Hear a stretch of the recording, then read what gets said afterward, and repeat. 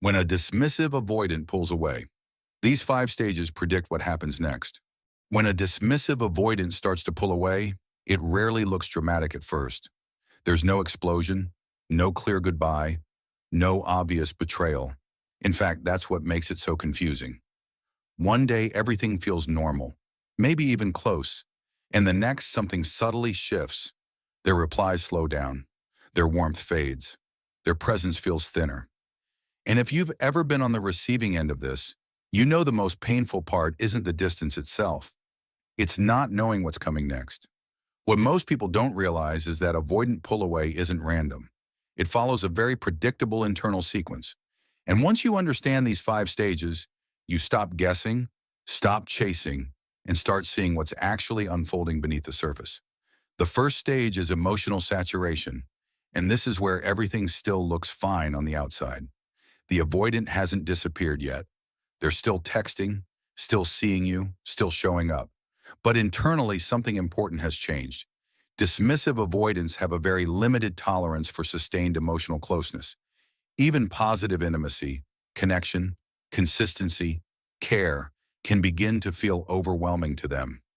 The more stable and emotionally available you are, the more their nervous system starts interpreting the bond as a threat to autonomy. They don't experience closeness as safety the way secure people do. They experience it as pressure. So instead of leaning in, their system quietly goes into self-protection mode. You'll notice subtle signs. They become less curious about your inner world. They change the subject when emotions come up. They start prioritizing distractions. This stage is dangerous because it tricks you into thinking nothing is wrong, while the avoidant is already emotionally retreating. The second stage is internal deactivation, and this is where the emotional distance becomes noticeable. The avoidant begins to suppress attachment feelings rather than communicate them. They don't think, "I'm scared of closeness." Instead, their mind reframes the relationship as flawed. They start focusing on your imperfections, questioning compatibility, minimizing the bond. This is a defense mechanism, not a conscious decision. Deactivation allows them to emotionally detach without feeling guilty. During this stage, they may still be physically present, but emotionally unavailable. Conversations become surface level. Vulnerability is avoided. You may feel like you're talking to a wall or getting polite but empty responses. This is where many people make the mistake of trying harder, explaining, reassuring, proving their value, without realizing that effort actually increases the avoidant's internal pressure. The more you lean in, the more they feel the need to lean out. The third stage is behavioral pullback, and this is the phase most people recognize as the pull away. This is where actions finally match what's been happening internally. They text less, they cancel plans, they take longer to respond or stop initiating entirely. But what makes this stage particularly painful is the ambiguity. They don't clearly end things. They don't explain. They simply reduce access. From the outside, it feels like abandonment without closure. From the avoidance perspective, this distance feels relieving. Their nervous system finally gets space. The anxiety they couldn't name begins to settle. And because avoidance brings emotional relief, the behavior gets reinforced.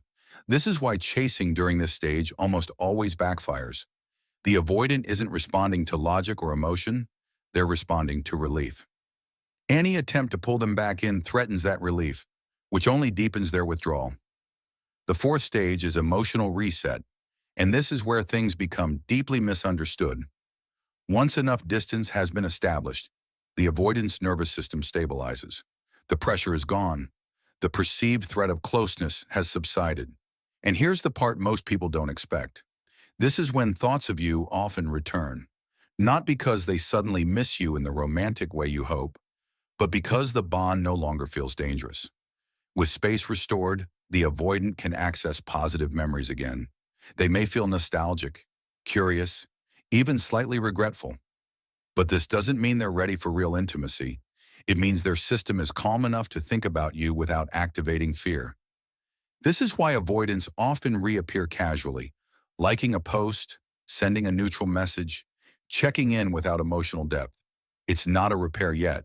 It's a test of safety without closeness. The fifth and final stage is avoidant repair, or repeat, and this is where the future is decided.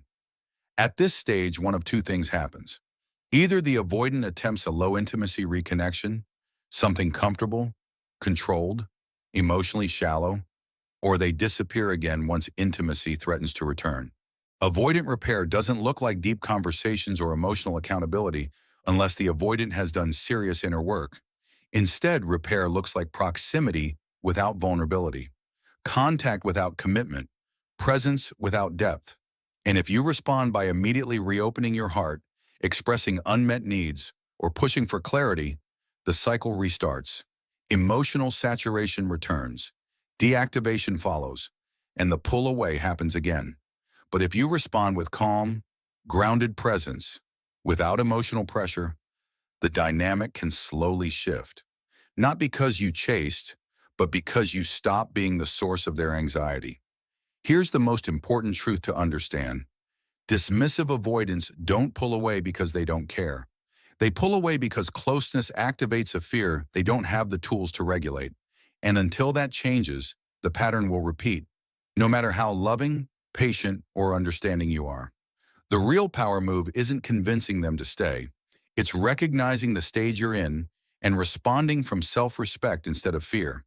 When you stop chasing clarity and start choosing emotional safety, you naturally disrupt the avoidance cycle. Sometimes that leads to healthier reconnection, and sometimes it leads to release. But either way, you stop losing yourself in the process.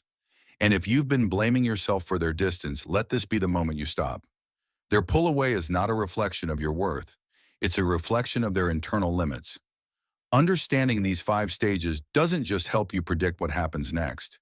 It helps you decide whether you want to keep playing a game where intimacy always costs you more than it should. Before you close this video, I want you to pause for a moment and really take this in. If you recognized yourself somewhere in these stages, if you felt that familiar confusion, the waiting, the self-doubt, understand this. Nothing about your desire for closeness was wrong. Wanting consistency, emotional presence, and safety isn't neediness. It's health. What felt exhausting wasn't love. It was carrying a dynamic that asked you to shrink while calling it patience. The moment you understand how dismissive avoidant pullaways actually work, you stop taking their distance personally. You stop reading silence as rejection. And most importantly, you stop negotiating with uncertainty. You realize that clarity doesn't come from chasing explanations. It comes from observing patterns and choosing how you respond to them. Awareness is where your power quietly returns. If this video gave you language for something you've been feeling but couldn't explain, let it be a turning point. You don't need to harden your heart or close yourself off. You just need to stop abandoning yourself in the hope that someone else will finally stay. Real connection never requires you to lose your center. If this message resonated, take a moment to like the video. It helps this reach people who are stuck in the same cycle. Subscribe to the channel if you want deeper insights into attachment, emotional dynamics, and psychological clarity without manipulation or false hope. And share this with someone who keeps wondering why closeness feels so unstable for them.